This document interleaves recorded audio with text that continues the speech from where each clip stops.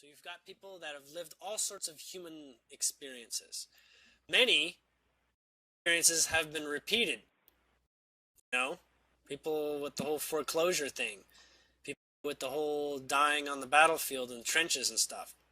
Plenty Mm-hmm. of trying out all the way that sort of happens. So I'm choosing my reality. I say there's no more trench warfare.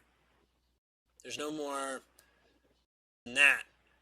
Now, I don't say no more.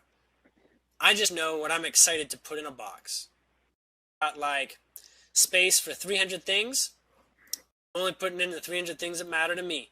And whatever those things come together and make, a mishmash of weird, strange, dangerous things, perhaps, I'm willing to see what comes of it.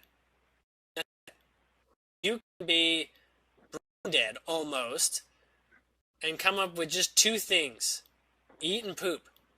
And you got the whole world devoted to exploring the millions of ways that occurs. You see? Mm-hmm. If you want to know what this world had here, the box was defined early on by the last people who sort of, we'll say, mastered all the human elements and ascended in a sort of way that left the box and chose their own things. They left behind people that were going to run the old box.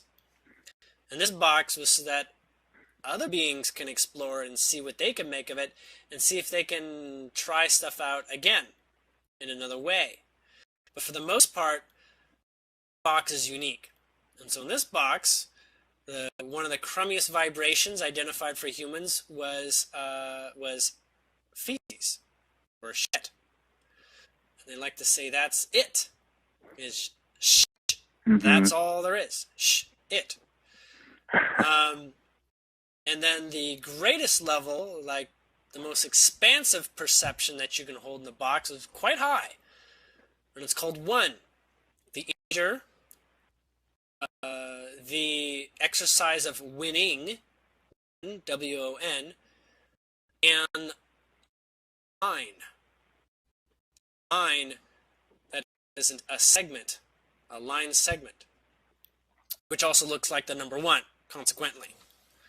That line segment shows itself up in the masculine phallus, but the 1 is not separate from the other side of the box, and the other side of the box is the 0, or the letter O. Okay. By the way, the 1 is also the I, as in I, E-Y-E, and the I am I. The other end was the O, the opening, and is actually a portal from which everything below value, which is shit, as we understand, everything of lower value is not of interest for the most part. So we don't explore that box very much. We do explore the value of feces as manure and fertilizer, and in fact, in a world where shit is at the top of their box, it's a fantastic world. Fertilizer is one of the greatest things that you can introduce to a world, in many cases.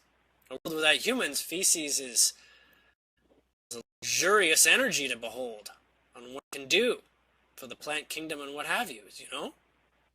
Right. So, for us, it's still vibrationally the most uncomfortable thing to associate with. Because really, we look at the human body, that's the last thing we care about, and that's the last thing that leaves our body. Literally, excrement is everything we don't care to absorb in our body. Right? So we know that we're done with it. And it serves other uses. And so that's why we exaggerate the term of, oh, shit, or you're a piece of shit, or, you know, shit this and that. And also all sorts of, we'll say, anus jokes and anus references. People don't talk about that so much. But it's used in comedic form because it's the lowest vibration, and we use it in comedic form so that we don't experience it so detrimentally, right? As humor sort of turn something as best as it can on a 180 and makes you not focus on such a crummy thing in general, right? Right. So we use humor to pivot things and, see the best in something in some cases, or just not suffer the worst that we can use a subject matter. So the box is that feeling and vibration all the way to being one. And however, just one thing that's different here is that with one, you don't need to feel your connection to everything. That can be one way. For the spiritual, could you hold that? What's that? Could you hold that thought for 1 second? Of course. All right, 1 minute. Sorry about that. It's okay. Yep. So, those seeking to achieve oneness is admirable and excellent, and there's a space for that.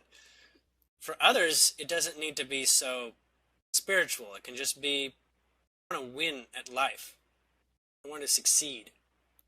And that is moving there. When you realize how you actually win, that can be a spiritual concept, or you can consistently find a pattern in which you are winning all the time. Call it spiritual or not. It's a form of learning about what success is about. Okay? Mm-hmm. And also to note is that the zero is nothing. It's a space. A circle. The zero is actually a space that offers space for something to grow, like a pot, plant pot. The sphincter and also the vagina and the mouth, they're all zeros. They're all O's. It's an open space. The mother. It's Right. a place for exploring. It's a place for seeing what can be. And so either things are a something or nothing fundamentally. Or a zero, an unrecognized potential. So when you look at computers and seeing the integers of everything is just ones and zeros, well, that's kind of true. That is what our digital reality is, a makeup of various patterns put into place of that, and they get extremely complex. Don't need to know how complex they get, but if you want to get into the inner programming, you can figure that out. It's possible if you want to spend the time. But in the end, you have the intuition to understand it all anyways. Having to go into the individual points of integers and ones and zeros. You simply know is that the zero is an unfulfilled potential. And one is a completed potential for the most part. And so everything that is undetermined is basically a waveform. It's somewhere in between being a 0 and a 1. And if it vibrates primarily at 51% or 50.0001%, then it's felt as potential. It's felt as good. It's felt as has somewhere to go. And I mean feeling literally as feeling. Okay? Your mind determines the conditions. Your mind says, if I slam a hammer down on my hand, that is either a good or a bad thing. Exactly the context. If I slam my finger down on my hammer down on my hand, that is a bad thing. Just because in the context of living life, that is uncomfortable and leads me to suffering. In the context if I do this, I'll win a bet and I'll get $1 million. Oh, well, that's a good thing because you added additional context that can change the story, you see. And adjust the program. So every bit of context matters. Which means every possible context can be explored.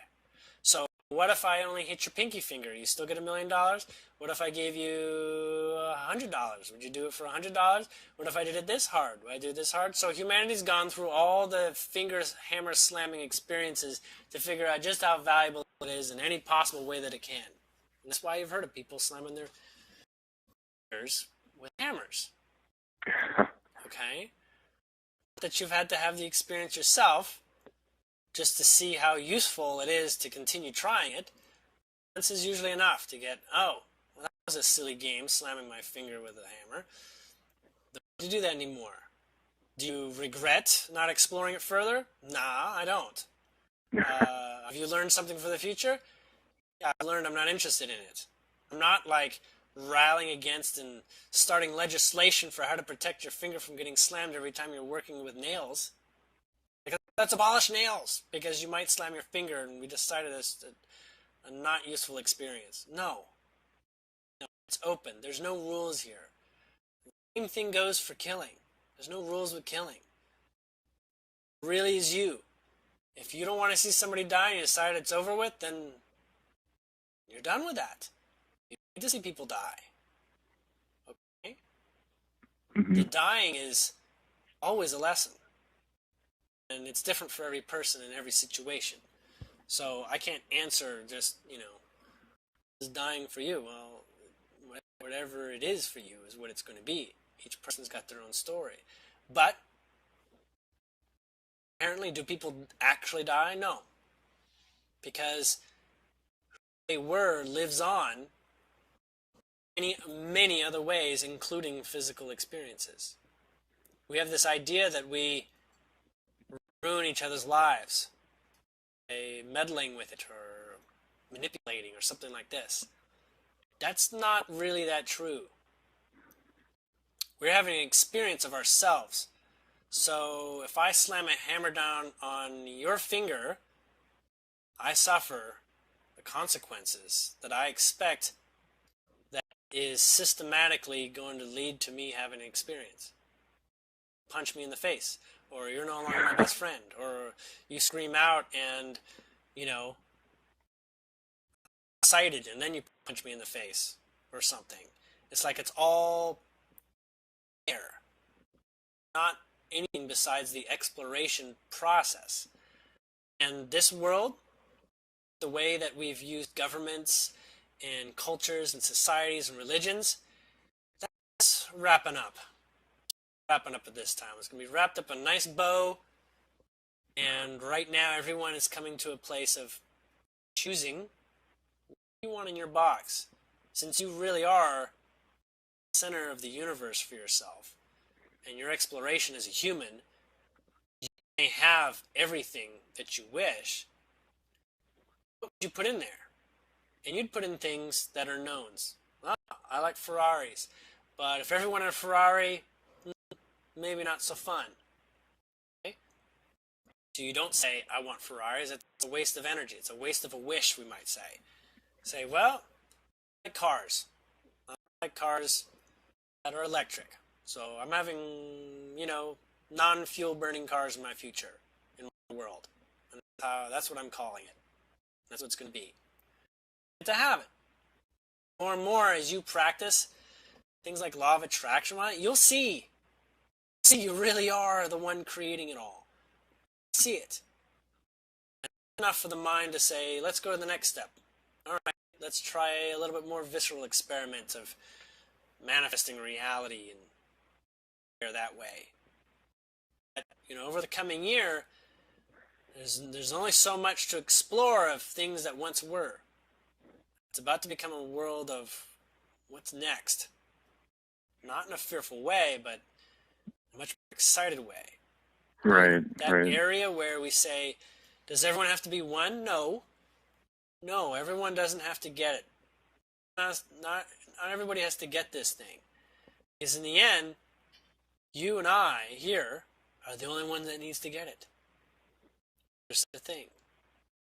We get it on our damn sweet time. There's no rush. There's no date. Every day is a game at the playground. And there's no commitments. No thing that has to say, I can't change this. Now, a friend might not like hearing that. There's no commitments. Didn't you hear Julien said there's no commitments? Well, you are committed to being happy, and if you want to hurt her feelings, you're going to find a way to do that the best possible way that she'll feel good leaving. Because every time that you aren't doing that, you're basically saying, I didn't wrap that up well. I'm going to have to wrap it up in my next relationship, wrap it up in another way. Because honestly, she deserves a good split up just like I do. Just like, how would I like to be treated? Where, fundamentally, since you are everything deserves your best approach towards it. And therefore, everything will have its best approach towards you. It's the only way it really gets anything done. It's the way anything has ever been done. In a state of, this is an improvement. This is an improvement. This is an improvement. This is 51% better than losing it altogether. Now, you can still let go because you don't need a lot of clutter in your life. But really, you get to choose exactly emotionally how relevant it is to you. That's where being sensitive with your feelings is, one of the first things to develop.